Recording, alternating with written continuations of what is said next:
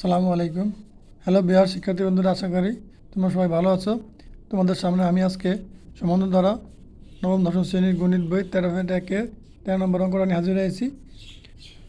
তোমরা সুন্দরভাবে দেখো, আশা করি বুঝতে পারবে। মনে করি ধারাটির প্রথম পদ এ, সাধারণ অন্তর ডি। ধারাটি 12তম পদ সমান 77 দেওয়া আছে। তাহলে 12তম পদের সূত্র হয়েছে কি, a plus 12 minus 1 into D সমান 77। তাহলে এর এ প্লাস 12 থেকে 1 বিয়োগ করলে থাকবো 11। এই ডি জায়গায় গুণ করলে 11 হবে। 12 থেকে আবার বলছি, 12 থেকে 1 বিয়োগ করলে থাকবে 11, আর ডিটা বসে যাবে গুণ আকারে। এই 11 সমান 77। এটা সমীকরণ নম্বর দিয়ে রাখবা। তারপরে বলছে 23টি পদের সমষ্টি।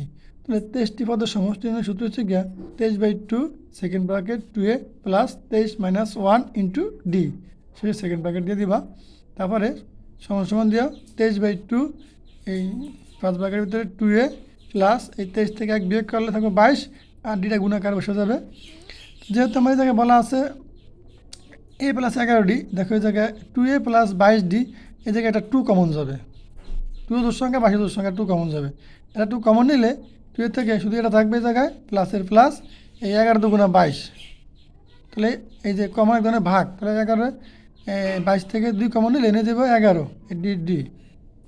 পরে আবার এই 2 আর এই 2 নিচে কাটা যায়, থাকবে 23 গুণ a প্লাস 11d মানে 1 নম্বর সমীকরণে কত সমান a প্লাস 11d জায়গায় বসাবো 77 1 নাম হাতে, বুঝছো।